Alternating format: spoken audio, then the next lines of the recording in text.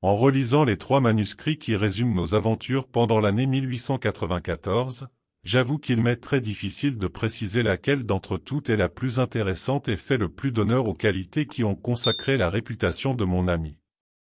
En tournant les feuillets, je revois successivement mes notes sur l'histoire de la Censure Rouge, la mort terrible du banquier Crossley, le compte rendu du drame d'Adleton, la découverte singulière opérée dans un des vieux tumulus d'Angleterre, l'affaire concernant la fameuse succession de Smith-Mortimer est de la même époque ainsi que l'arrestation de Hurray, l'assassin du boulevard, exploit qui valut à Holmes une lettre autographe du président de la République française et la décoration de la Légion d'honneur. Chacune de ces aventures pouvait être le sujet d'un récit captivant, aucune, à mon avis, ne présente autant d'intérêt que l'épisode de Yoxley Hall Place, qui comprend, non seulement la mort tragique du jeune Willoughby Smith, mais les événements qui la suivirent. Pendant une nuit de tempête de la fin de novembre, Holmes et moi étions restés assis toute la soirée en silence, lui déchiffrant, à l'aide d'une puissante loupe, un vieux palimpseste, moi, étudiant un traité de chirurgie qui venait de paraître. Au dehors, le vent soufflait dans Baker Street et la pluie fouettait les vitres avec violence.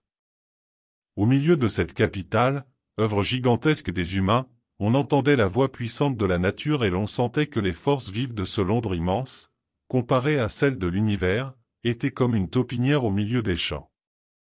J'allai à la fenêtre et contemplai la rue déserte. Le gaz tombait à pic sur le macadam boueux et les trottoirs luisants. Un cab solitaire se dirigeait vers Oxford Street. Eh bien, Watson, nous avons de la chance de ne pas avoir à sortir ce soir, dit Holmes en abandonnant son étude. J'ai assez travaillé et j'ai la vue fatiguée. Je crois, d'ailleurs, qu'il ne s'agit que des contes d'une abbaye qui remontent seulement à la seconde moitié du XVe siècle. Tiens. Qu'est-ce cela?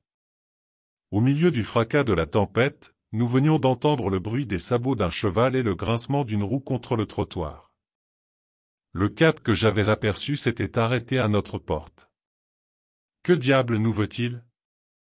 M'écriai-je voyant un homme en sortir. Ce qu'il veut? Nous, certainement, et il nous faudra, sans doute, prendre nos caoutchoucs, nos pardessus, nos foulards, tout ce que l'homme a inventé pour lutter contre les intempéries des saisons. Attendons un peu. Voilà le cab qui s'éloigne, il y a de l'espoir. S'il avait eu besoin de nous emmener, l'homme n'eût pas manqué de le garder. Descendez vite, mon cher ami, et ouvrez la porte, car tous les gens vertueux sont au lit depuis longtemps. Dans le vestibule, je reconnus de suite, à la lueur du gaz, notre visiteur nocturne, c'était le jeune Stanley Hopkins, un détective sur l'avenir duquel Holmes fondait les plus grandes espérances et auquel il avait plusieurs fois témoigné un vif intérêt. « Est-il là ?» demanda Hopkins à la femme de ménage. « Montez, mon cher ami, » dit la voix de Holmes. « J'espère que vous ne voulez pas nous faire sortir par une nuit pareille ?»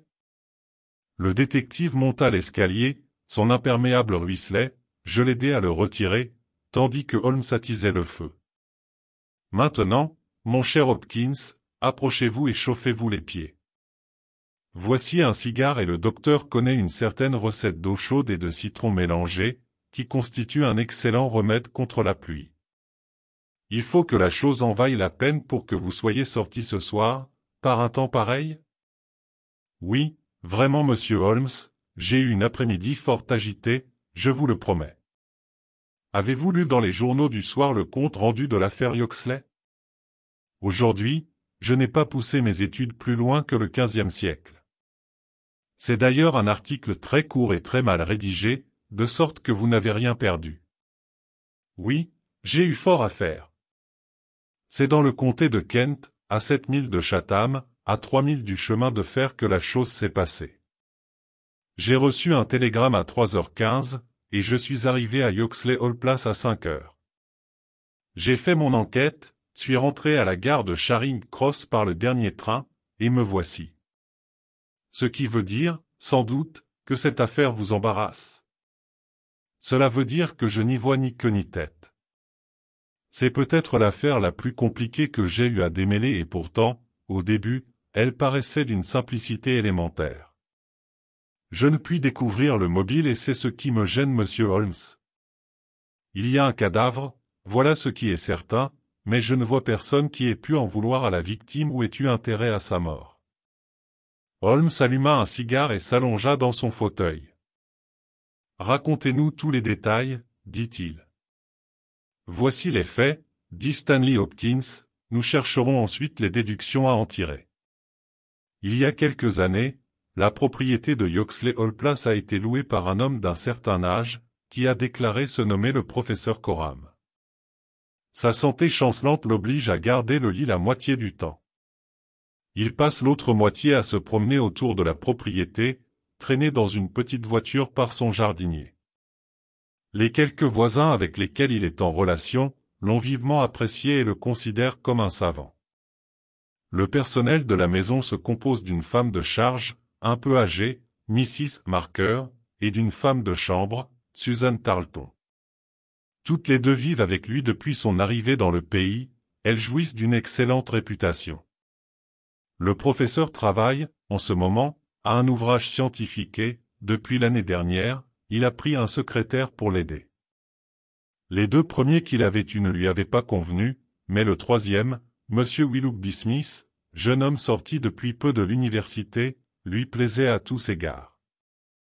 Il passait toutes les matinées à écrire, sous la dictée du professeur et les après-midi à chercher des documents pour le travail du lendemain. La conduite de Willoughby Smith n'a jamais donné lieu à aucune remarque ni à Eppingham, ni à Cambridge. J'ai vu ses certificats, il est toujours resté un jeune homme tranquille, travailleur, il n'a eu aucune faiblesse.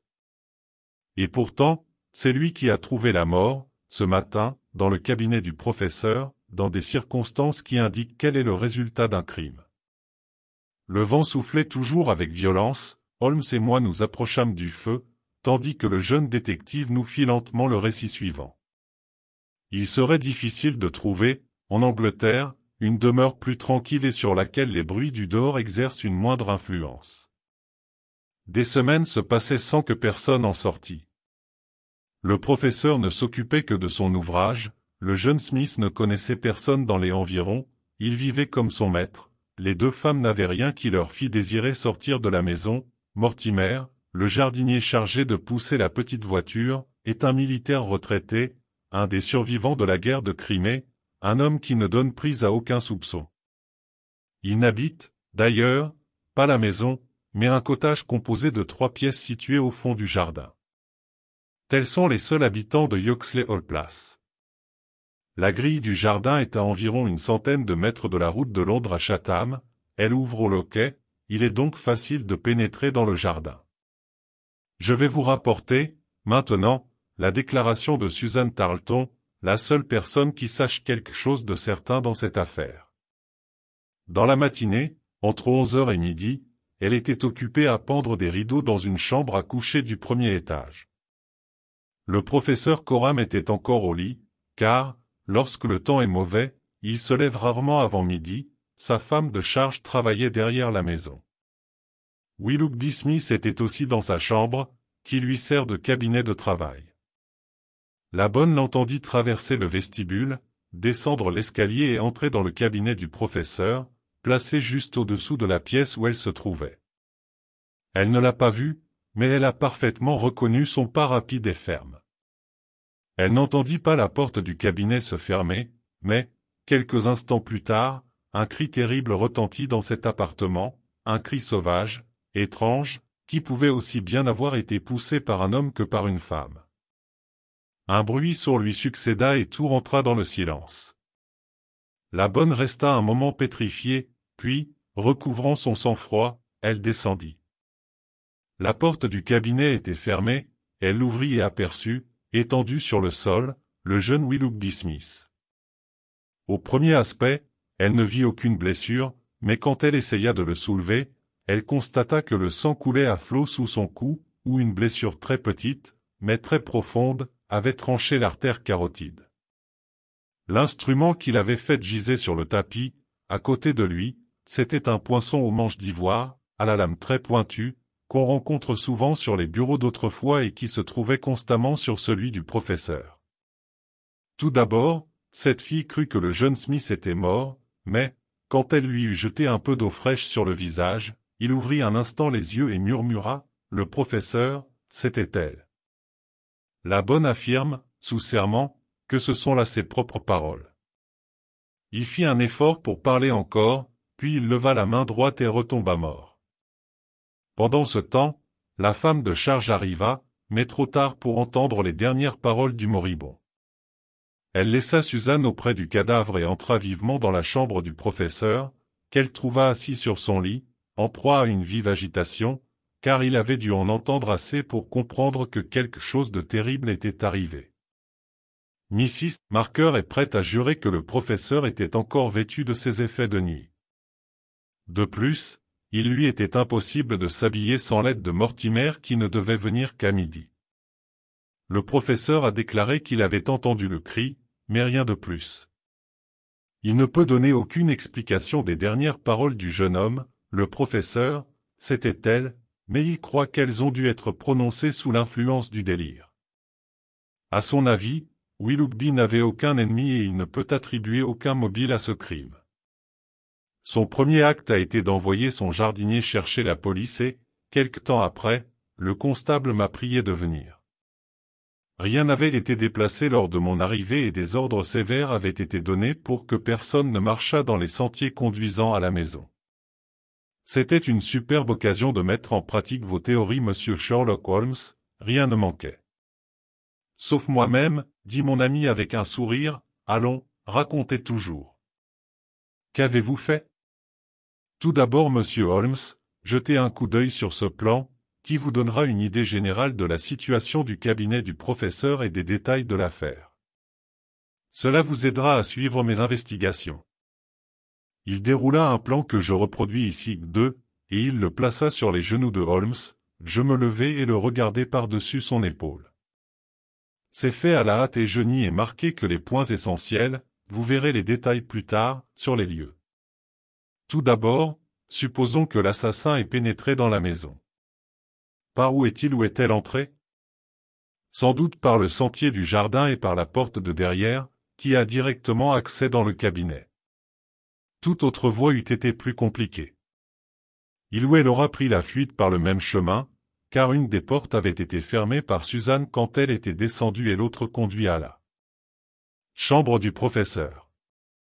Je fis donc porter mes investigations sur le sentier du jardin.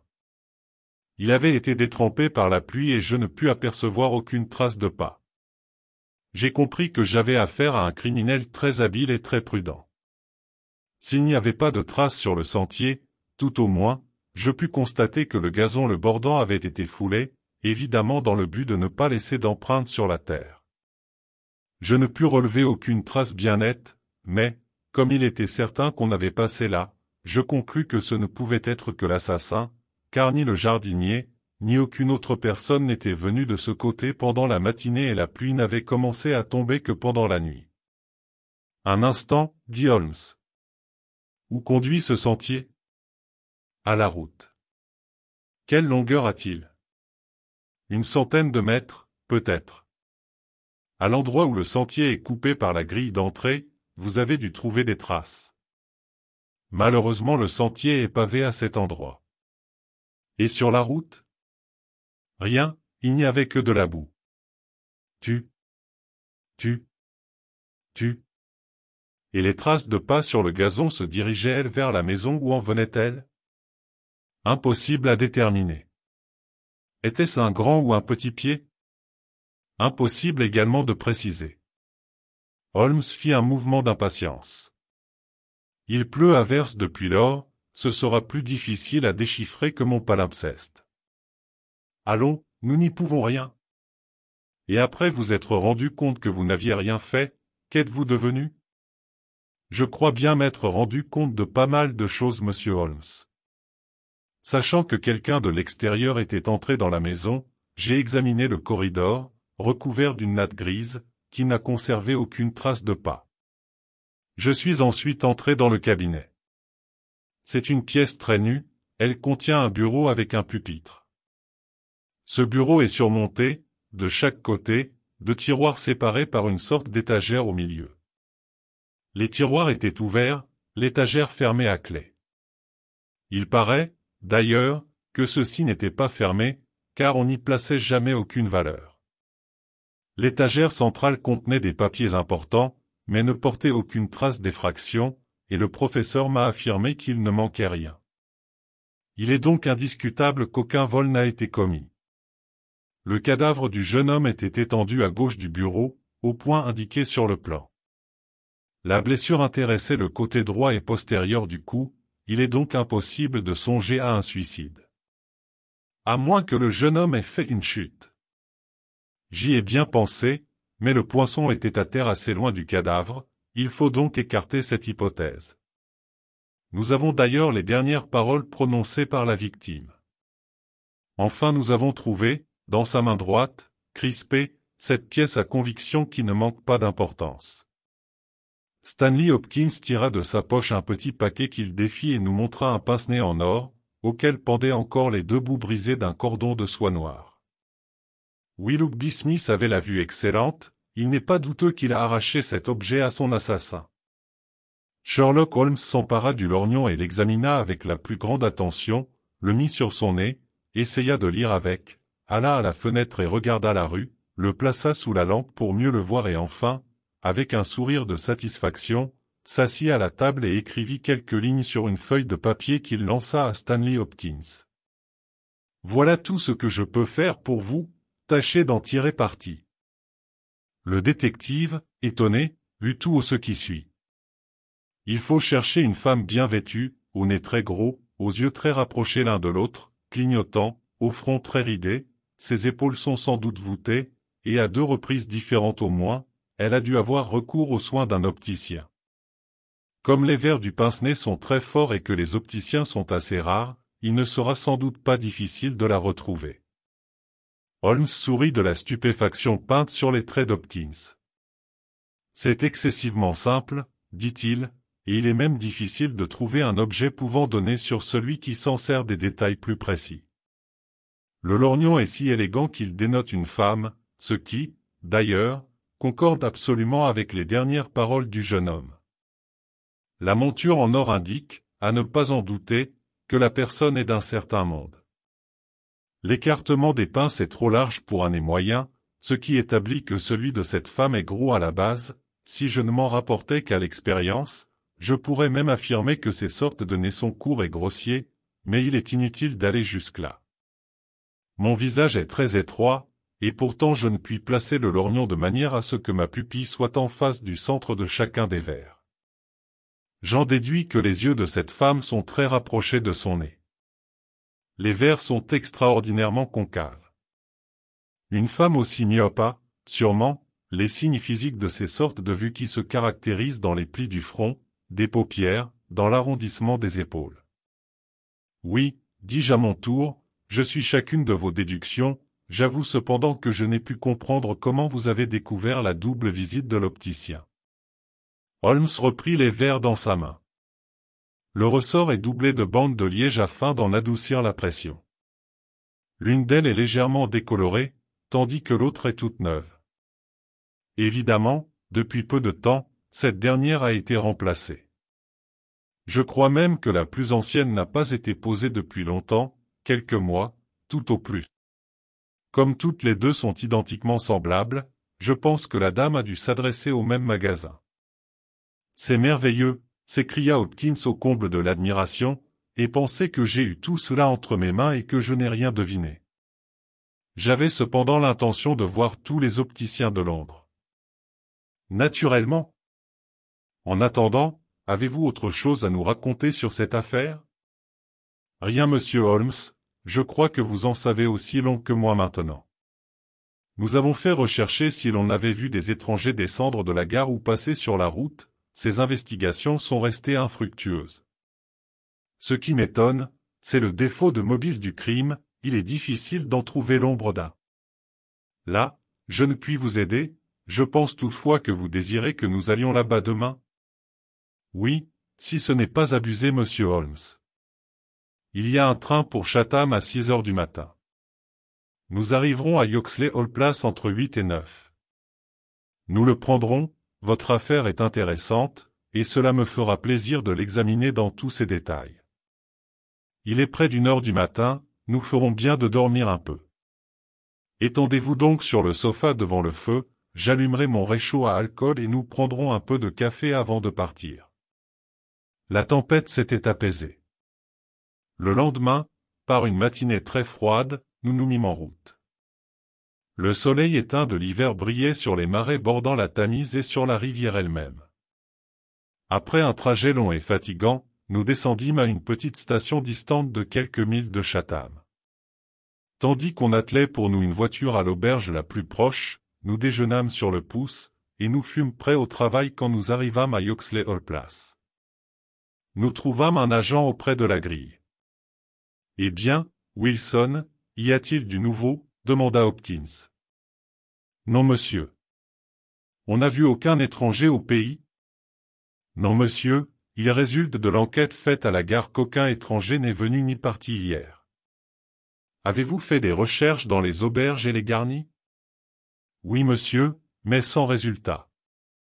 Allons, la distance est très courte d'ici à Chatham, et on a pu facilement prendre le train dans cette ville sans être remarqué. Voici le sentier du jardin dont je vous ai parlé, monsieur Holmes. Hier, j'en suis sûr, il n'y avait aucune trace de pas. De quel côté étaient les empreintes sur le gazon?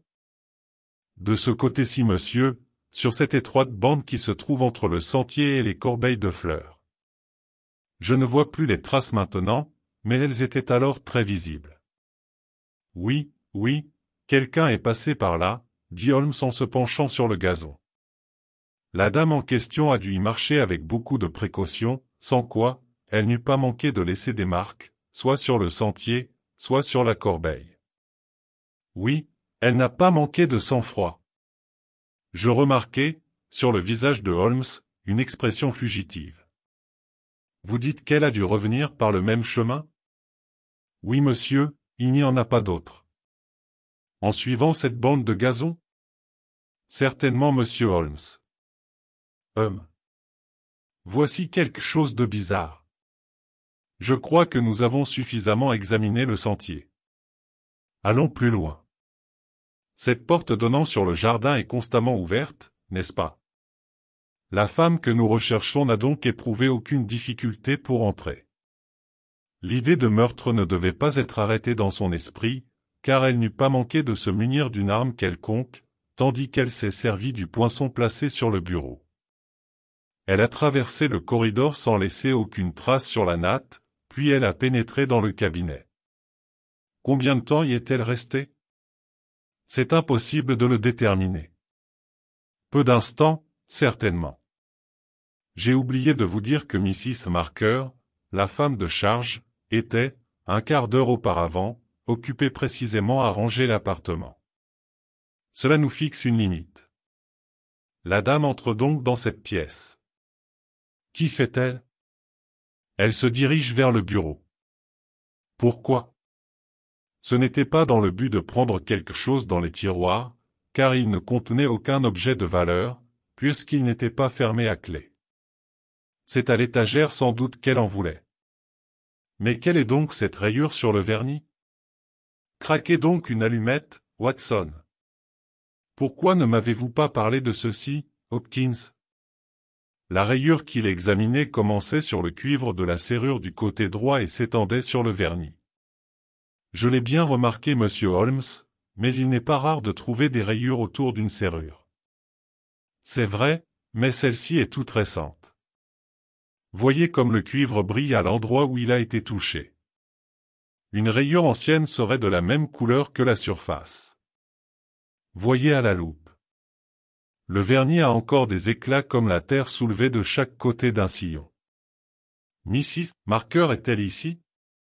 Une femme âgée, au visage triste, entra dans la pièce. Avez-vous épousseté ce meuble hier matin? Oui, monsieur. Avez-vous remarqué cette rayure? Non, monsieur. J'en suis bien convaincu, car votre linge eût enlevé les éclats du vernis. Qui a la clé de ce meuble? Le professeur la garde toujours attachée à sa clé de montre. Est-ce une clé ordinaire? Non, c'est une clé de chube. Très bien, vous pouvez vous retirer, Mrs. Marker. Nous commençons à faire des progrès. La dame est donc entrée dans la pièce pour ouvrir l'étagère, ou tout au moins pour essayer de l'ouvrir. Pendant qu'elle se livrait à cette occupation, le jeune Willoughby Smith est entré. Dans son empressement à retirer la clé, elle a fait la rayure en question.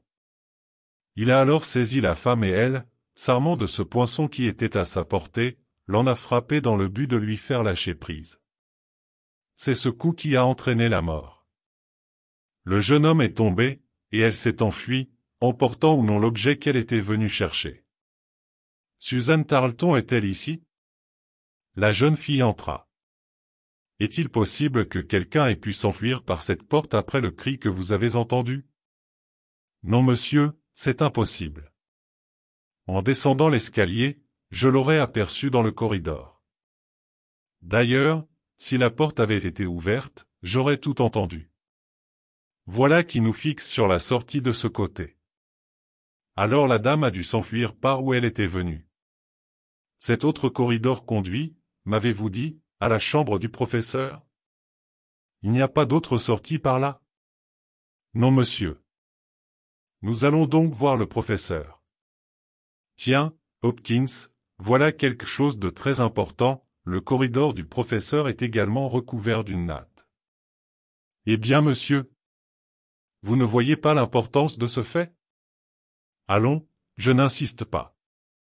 Peut-être ai-je tort, mais cela me donne une idée bien concluante, allons, venez avec moi et présentez-moi. Nous descendîmes un corridor de la même largeur que celui conduisant au jardin. À l'extrémité se trouvait un petit escalier donnant sur une porte. Notre guide frappa, et nous pénétrâmes dans la chambre du professeur.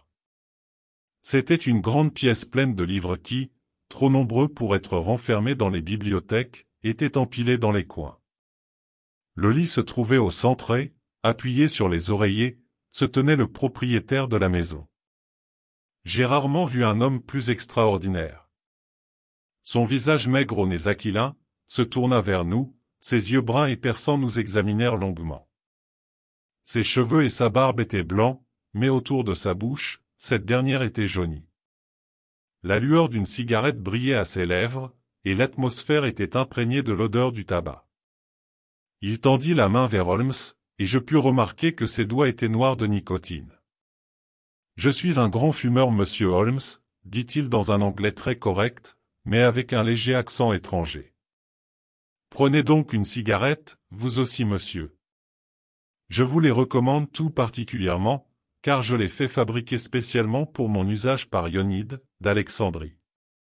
Je m'en fais envoyer 1000 à la fois, et je dois avouer qu'il m'en fait un envoi tous les 15 jours. C'est malsain, très malsain, je le sais, mais un vieillard a peu de plaisir, le tabac est mon travail, voilà tout ce qui me reste. » Holmes avait allumé une cigarette et regardait avec soin l'appartement. « Le tabac est mon travail. Maintenant, je n'ai plus que le tabac. » murmura le vieillard. « Hélas, quelle malheureuse affaire! Qui eût pu prévoir une catastrophe aussi terrible? Un jeune homme aussi estimable, dans lequel, au bout de quelques mois, j'avais trouvé un collaborateur admirable. Que pensez-vous de cette affaire, monsieur Holmes? Je ne suis pas encore fixé. Je vous serais très reconnaissant si vous arriviez à l'élucider. Un coup aussi inattendu ne peut que paralyser un vieux bouquiniste comme moi. Il me semble que j'ai perdu la faculté de penser, mais vous êtes un homme d'action et cette affaire fait partie de votre profession. Vous pouvez garder votre sang-froid, vous. Ah. Nous sommes bien heureux d'avoir votre précieux concours. Holmes, tandis que parlait le vieux professeur, marchait de long en large dans la pièce. Je remarquai qu'il fumait avec une rapidité extraordinaire, il était évident qu'il partageait le goût du vieillard pour les cigarettes d'Alexandrie. « Oui monsieur, c'est un coup terrible pour moi, » continua celui-ci, « voilà l'œuvre de ma vie sur cette table. C'est une analyse des documents découverts dans les monastères coptes de Syrie et d'Égypte, c'est un travail qui est appelé à renverser toute révélation religieuse. Avec ma santé compromise, je crains bien de ne pouvoir l'achever maintenant que voilà mon collaborateur disparu. Mais vraiment monsieur Holmes, Vous fumez encore plus vite que moi. Holmes sourit. Je suis un connaisseur, dit-il, tout en prenant dans la boîte une 4e cigarette et en l'allumant à celle qu'il venait de terminer. Je ne vous fatiguerai pas par beaucoup de questions, continua-t-il, car j'ai appris que vous étiez au lit au moment du crime et que vous ne savez rien. Je vous demanderai seulement ce que vous pouvez penser des dernières paroles prononcées par ce pauvre garçon, le professeur, c'était-elle? Le professeur secoua la tête. Suzanne est une paysanne et vous connaissez la stupidité de ses pareils. À mon avis, le pauvre diable a prononcé quelques paroles dans un accès de délire et elle en a tiré cette phrase qui n'a pas de sens. Je comprends, vous ne pouvez me donner aucune explication de ce drame. C'est peut-être un accident, peut-être, je le dis entre nous, un suicide. Les jeunes gens ont parfois des douleurs cachées, une affaire de cœur que nous ignorons. C'est toujours là une hypothèse plus vraisemblable que celle d'un meurtre. Mais le lorgnon? Ah! Je ne suis qu'un rêveur. Je ne peux expliquer les choses pratiques de la vie, peut-être pourtant lui rappelait-il une personne aimée. Prenez donc une autre cigarette. C'est un plaisir d'avoir affaire à un amateur comme vous. Oui, les jeunes gens gardent parfois comme souvenir un éventail, un gant, un lorgnon. Qui peut prévoir l'objet qu'on gardera comme un trésor jusqu'à la fin de sa vie? Votre ami, là-bas, m'a parlé de traces de pas sur le gazon, il est facile de se tromper sur ce point. Quant au poinçon, il a très bien pu le jeter loin de lui en tombant. Je parle peut-être comme un enfant, mais, à mon avis, il est facile d'admettre que c'est Smith lui-même qui s'est donné la mort. Holmes parut frappé de cette hypothèse et continua à marcher de long en large pendant quelque temps, perdu dans sa rêverie, tout en fumant des cigarettes. Dites-moi, monsieur le professeur, dit-il enfin, que renfermait l'étagère de votre bureau? Rien qui pût être utile à un voleur, des papiers de famille, des lettres de ma pauvre femme, des diplômes des universités que j'ai eu l'honneur de recevoir. Voici la clé, voyez par vous-même. Holmes prit la clé, l'examina un instant et la remit. Non, je crois qu'elle ne peut m'être d'aucun secours. Je préfère faire un tour de jardin et me recueillir un instant. Votre hypothèse d'un suicide doit être envisagée. Excusez-nous, monsieur le professeur, du dérangement que nous vous avons causé, nous ne reviendrons qu'après déjeuner. Nous rentrerons à 2 heures et nous vous donnerons, s'il y a lieu, de nouveaux détails. Nous reprîmes, silencieux, le sentier du jardin. Holmes paraissait distrait. Avez-vous de nouveaux indices? Demandai-je enfin. Tout dépendra des cigarettes que j'ai fumées. Je puis me tromper, les cigarettes me l'indiqueront. Mon cher Holmes. Fis-je, comment? Vous le verrez par vous-même. S'il n'y a rien, cela n'aura d'importance. Il nous restera toujours les recherches chez l'opticien, qui pourront donner un résultat, mais quand je le puis, je coupe au plus court. Ah! Voici cette brave Mrs. Maker, causons donc 5 minutes avec elle. J'ai déjà peut-être dit que Holmes savait capter la confiance des femmes. En peu de temps, il ne tarda pas à obtenir celle de la femme de charge et se mit à parler avec elle comme s'il la connaissait depuis de longues années. Oui, monsieur Holmes, disait celle-ci, il fume d'une façon terrible toute la journée, parfois même toute la nuit. Je suis entré quelquefois dans sa chambre le matin, on se serait cru au milieu d'un de ces brouillards de Londres. Ce pauvre Smith était, lui aussi, un fumeur, mais il n'approchait pas du professeur. Je ne sais si cela est nuisible à sa santé. Ah, dit Holmes, cela doit lui couper l'appétit. Je n'en sais rien. Allez, je suis bien sûr qu'il ne doit rien manger. Son appétit est assez variable. Je parie qu'il n'a pas déjeuné ce matin et qu'il lui sera impossible de luncher après toutes les cigarettes que je lui ai vu fumer. Vous vous trompez, car il a fort bien déjeuné ce matin, je l'ai même rarement vu manger de si bon appétit et il a commandé des côtelettes pour le lunch. J'en suis étonné moi-même, car, depuis que j'ai vu le cadavre de ce pauvre monsieur Smith, je n'ai pu rien prendre. Enfin, cela dépend des natures, le professeur lui, n'en a pas perdu le boire et le manger. Nous passâmes la matinée dans le jardin. Stanley Hopkins était parti dans le village faire une enquête sur la présence d'une femme étrangère, qui avait été vue, la veille au matin, par des enfants sur la route de Chatham. Quant à mon ami, son énergie paraissait l'avoir abandonné et je ne l'ai jamais vu traiter une affaire avec plus d'indifférence. La nouvelle apportée par Hopkins qu'il avait découvert les enfants, que le signalement de la femme correspondait exactement à celui donné par Holmes et que celle-ci portait des lunettes ou un lorgnon, ne parut pas l'intéresser outre mesure. Il fit plus d'attention lorsque Suzanne, qui servait à table, nous apprit que M. Smith était sorti se promener dans la matinée et n'était rentré qu'une demi-heure avant le drame.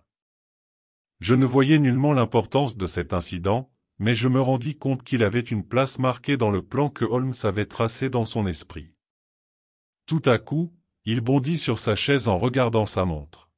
« Il est 2 heures, messieurs, dit-il, nous allons monter chez notre ami, le professeur. » Le vieillard venait de terminer son repas et son assiette, vide, témoignait de l'appétit que lui avait attribué sa femme de charge.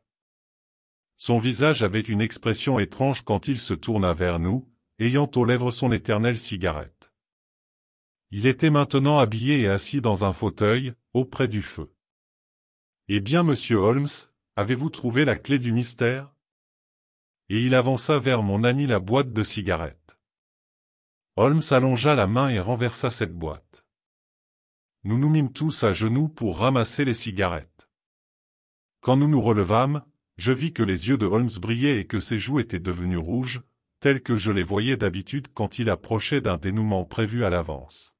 « Oui, dit-il, je l'ai trouvé. » Stanley Hopkins et moi-même le regardâmes d'un air étonné. Un sourire de mépris passa sur les traits du professeur. « Vraiment, dans le jardin ? » ?»« Non, ici. »« Ici ? Mais quand ? » ?»« À l'instant même. »« Vous plaisantez, monsieur Sherlock Holmes, et l'affaire est trop grave pour prêter à la plaisanterie. J'ai forgé tous les anneaux de ma chaîne, professeur Coram, et je suis sûr de sa solidité. Quelle est votre part en tout ceci ? Quel rôle avez-vous joué ? Je ne puis encore le dire, dans quelques instants, sans doute, c'est vous qui me le ferez connaître. En attendant, je vais vous reconstituer le passé et vous verrez ce qui me reste à apprendre. Une dame est entrée, hier, dans votre cabinet avec l'intention de s'emparer de certains documents renfermés dans votre bureau. Elle en avait la clé, j'ai vu la vôtre et je n'y trouve pas d'éraflure. Vous n'étiez donc pas son complice et elle a dû venir vous voler sans que vous l'ayez su. Le professeur tira une bouffée de sa cigarette. Ceci est très intéressant et très instructif, dit-il.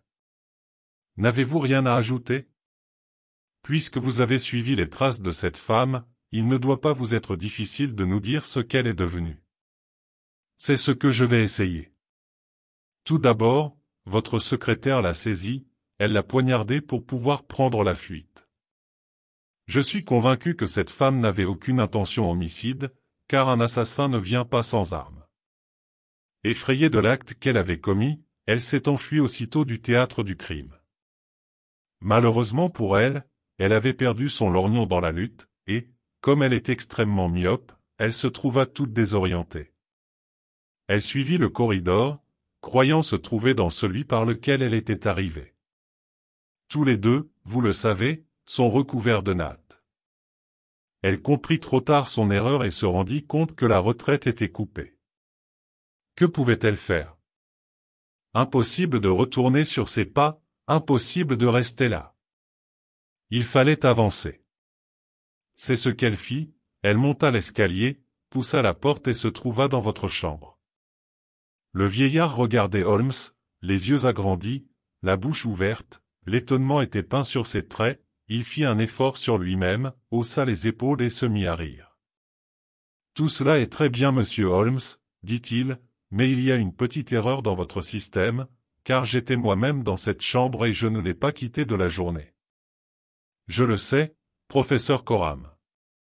Et vous insinuez cependant que j'ai pu rester au lit sans savoir qu'une femme était dans ma chambre ? Je n'ai pas dit cela. Vous le saviez, au contraire, vous avez même causé avec elle, vous l'avez reconnu et vous lui avez procuré une cachette. De nouveau le professeur s'était mis à rire, il s'était levé et ses yeux brillaient comme des torchers. Vous êtes fou? S'écria-t-il, vous parlez comme un fou. Si je l'ai cachée, où donc est-elle, maintenant? Elle est là, dit Holmes en désignant un placard qui se trouvait dans un des coins de la pièce. Je vis le vieillard lever les bras en l'air et retomber sur son fauteuil avec un mouvement convulsif. Au même instant, le placard s'ouvrit et une femme parut dans la chambre. « Vous avez raison. » s'écria-t-elle avec un accent étranger, « me voici. » Elle était grise de poussière, ses vêtements étaient couverts de toiles d'araignée, son visage était souillé, elle n'avait jamais dû être belle, car elle avait bien le physique que Holmes avait deviné. Sa myopie et le passage de l'obscurité à la lumière, lui firent clignoter des yeux dans le but de s'assurer où elle était et avec qui elle se trouvait. Malgré tout, il y avait, dans l'attitude de cette femme, une certaine noblesse, dans son maintien, une certaine grandeur qui commandait le respect et l'admiration. Stanley Hopkins lui posa la main sur le bras et la réclama comme sa prisonnière, elle le repoussa doucement, avec une dignité qui l'obligea à obéir. Le vieillard était allongé dans son fauteuil et la contemplait, affaissé. « Oui, messieurs, je suis votre prisonnière, dit-elle. J'ai tout entendu et j'ai compris que vous aviez découvert la vérité. Je l'avoue, c'est moi qui ai tué ce jeune homme, mais vous avez raison de croire que c'est par accident. Je ne savais même pas que c'était un poinçon dont je me servais pour le frapper. J'avais pris sur le bureau le premier objet qui m'était tombé sous la main. C'est la vérité et je vous le jure. Je le sais, madame, dit Holmes, mais vous paraissez souffrante. La pauvre femme était devenue livide sous la poussière qui couvrait son visage. Elle s'assit au pied du lit et continua. J'ai peu de temps à rester ici, mais je dois vous dire tout. Je suis la femme de cet homme, il n'est pas anglais, mais russe, il est inutile de vous dire son nom. Pour la première fois, le vieillard tressaillit. Que Dieu vous protège, Anna. Que Dieu vous bénisse. Elle lui lança un regard empreint du plus profond mépris. Pourquoi tenez-vous tant à votre misérable vie, Serge, dit-elle. Vous avez fait du mal à nombre de gens et du bien à personne, pas même à vous. Pourtant ce n'est pas à moi à couper le fil de vos jours avant que Dieu le veuille, j'ai, moi-même, un poids assez lourd sur la conscience depuis que j'ai franchi le seuil de cette maison maudite. Mais il faut que je parle ou ce sera trop tard. Je vous ai dit, monsieur, que j'étais la femme de cet homme, ajouta-t-elle en s'adressant à Holmes. Il avait 50 ans et moi j'en avais à peine 20 quand nous nous sommes mariés. Notre mariage eut lieu dans une ville universitaire de Russie que je ne nommerai pas. Que Dieu vous protège, Anna, dit de nouveau le vieillard. Nous étions des réformateurs, des révolutionnaires, en un mot des nihilistes lui et moi, et bien d'autres. Puis, au milieu d'une émeute, un officier de police fut tué, beaucoup d'entre nous furent arrêtés, mais les preuves manquaient. Alors, pour avoir la vie sauve et gagner une grosse somme, mon mari trahit sa femme et ses amis. Ce fut à la suite de ces aveux que nous fûmes tous arrêtés. Beaucoup des nôtres furent pendus, d'autres envoyés en Sibérie. Je fus de ces derniers, mais seulement condamné à temps. Mon mari, emportant son bien mal acquis, passa en Angleterre, et il y vécut tranquille, sachant fort bien que si les frères savaient où il se cachait, une semaine ne se passerait pas sans que l'œuvre de justice ne s'accomplît. Le vieillard saisit une cigarette d'une main tremblante. « Je suis entre vos mains, Anna. Vous avez toujours été bonne pour moi. Je ne vous ai pas encore fait connaître toute sa lâcheté. Parmi nos camarades, il y en avait un qui était l'ami de mon cœur. C'était un noble caractère, ayant toutes les qualités qui manquaient à mon mari. Il détestait tout acte de violence. Nous étions tous coupables aux yeux de la loi, lui seul ne l'était pas. Il nous écrivait sans cesse pour nous dissuader d'agir illégalement, ses lettres auraient pu le sauver, ainsi que mon journal où, jour par jour, j'écrivais ses pensées et nos actions. Mon mari trouva le journal et les lettres, les conserva par-devers lui, les cacha et fit tous ses efforts pour faire pendre ce jeune homme. Il ne put réussir, mais Alexis fut envoyé comme forçat en Sibérie où il travaille dans une mine de sel. Oui, pensez à cela, lâche que vous êtes. En ce moment même, Alexis, cet homme dont vous n'êtes pas digne de prononcer le nom, vit et travaille comme un esclave et moi, je tiens votre vie entre mes mains et je vous laisse vivre. Vous avez toujours été une noble femme, Anna, dit le vieillard continuant à fumer. Elle se leva et retomba aussitôt avec un cri de douleur. Il faut que je termine mon récit, dit-elle. Quand ma peine fut terminée, je recherchai mon journal et les lettres qui, envoyées au gouvernement russe, feront rendre la liberté à mon ami. Je savais que mon mari était en Angleterre, et, après de longs mois, j'ai pu découvrir sa retraite. Je savais qu'il avait toujours mon journal car, pendant mon séjour en Sibérie, il m'avait écrit des lettres de reproche dans lesquelles il m'en citait des passages. J'étais sûr, cependant, que jamais il ne consentirait à me le rendre, c'était donc à moi de savoir me le procurer. Je réussis à faire entrer chez mon mari en qualité de secrétaire un agent secret. Ce fut votre second secrétaire, Serge, celui qui vous quitta si précipitamment. Il parvint à découvrir que les papiers étaient renfermés dans l'étagère du bureau et put prendre l'empreinte de la serrure, mais il ne voulut pas aller plus loin. Il me fournit cependant un plan de la maison et m'apprit que pendant la matinée le cabinet de travail était toujours inoccupé. Je pris mon courage à deux mains, et je vins dans le but de reprendre ces papiers. J'ai réussi, mais à quel prix? Je venais de les prendre et je refermais l'étagère quand le jeune homme me saisit. Je l'avais déjà vu dans la matinée et je lui avais demandé où habitait le professeur Coram, ignorant qu'il était son secrétaire. C'est bien cela, dit Holmes. Le secrétaire à son retour a parlé à celui-ci de la femme qu'il avait rencontrée, et ses dernières paroles faisaient allusion à celle qu'il avait vue le matin même. Laissez-moi parler, dit la femme d'une voix brève, et son visage se contracta sous l'empire de la douleur.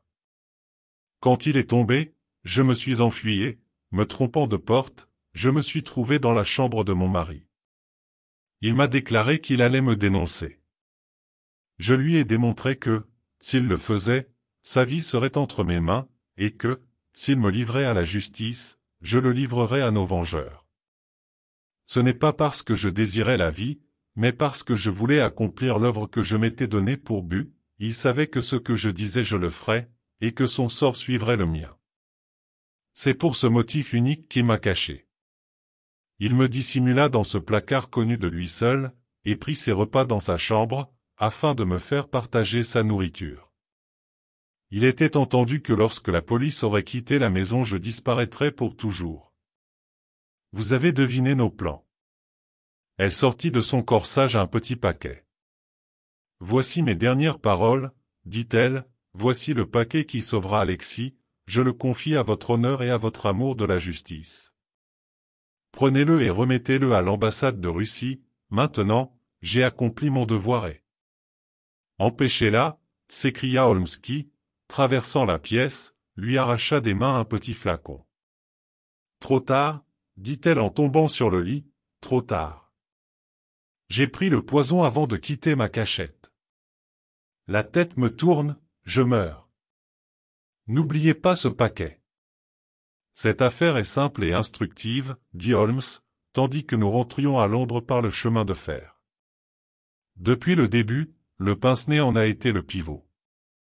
Il est très heureux que le moribond ait eu le temps de le saisir, sans cela, nous n'aurions peut-être jamais trouvé la solution.